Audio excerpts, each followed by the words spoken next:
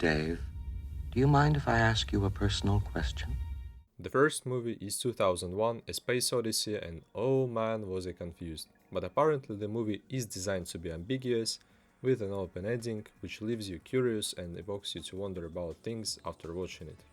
A lot of people say that the movie is too slow and too long, not to mention that the ending is confusing.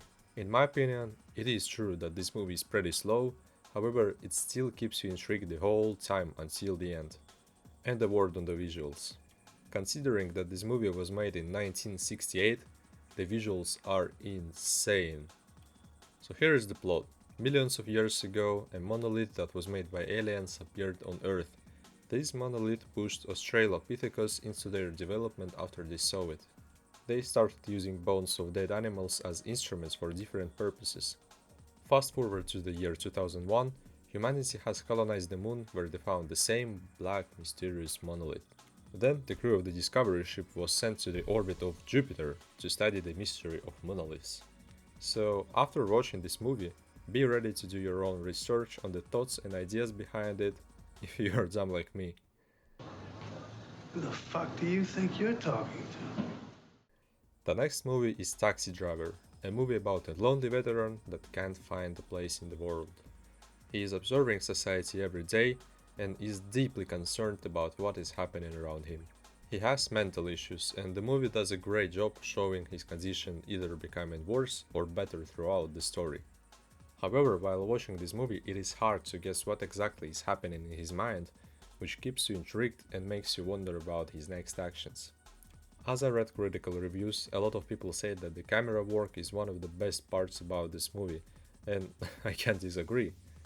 The aesthetics of the city are shown in the smallest details, and everything looks just nice.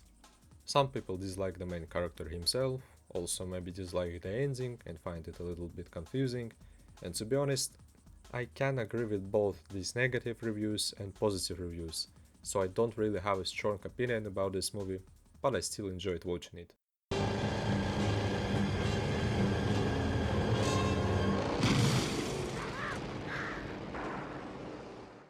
The third movie is Mad Max 2, but there was a little inconvenience. I haven't watched the first part. As I read online, you don't really have to watch the first part to understand the second part, however, I still decided to watch it to grasp the full context. The action takes place in the post apocalyptic setting. Max is the main character of the movie.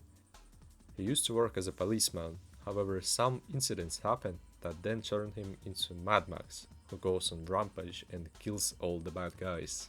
To be honest, I wasn't really impressed by the movie, because not only I'm not a fan of post-apocalyptic settings like that, but the story didn't make me intrigued and amazed, and I guess acting could be better.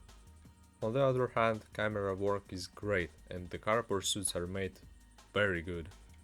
A lot of people say that's impressive how well this movie was made with such a limited budget, and I agree.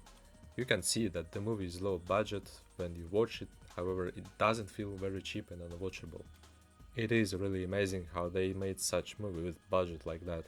Also, there is a noticeable jump in quality in the second part compared to the first, which deserves the praise.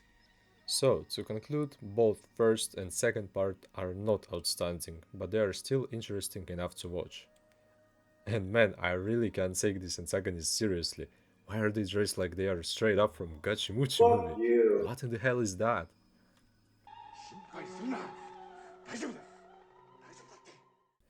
The last movie was High and Low, and finally, that's the movie I can confidently say I really liked.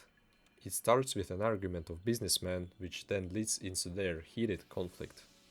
After they were done arguing, the main character receives a phone call when he discovers that his son was kidnapped and people who did it are expecting to get a very large amount of money for ransom, which puts the main character in a very weak and dangerous position career-wise.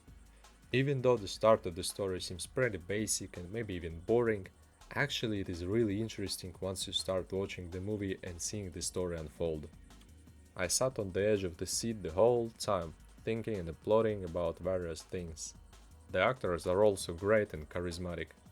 So I would highly suggest watching this movie, and from the whole list of these four movies, I like this one the most. In the end, I wanna say that was a nice little movie marathon. I don't watch movies that much, so all these 4 or actually 5 movies were new to me.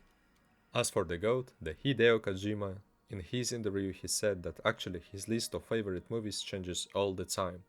So I'm up to waiting for his list to update, to familiarize myself with more classics and just great movies.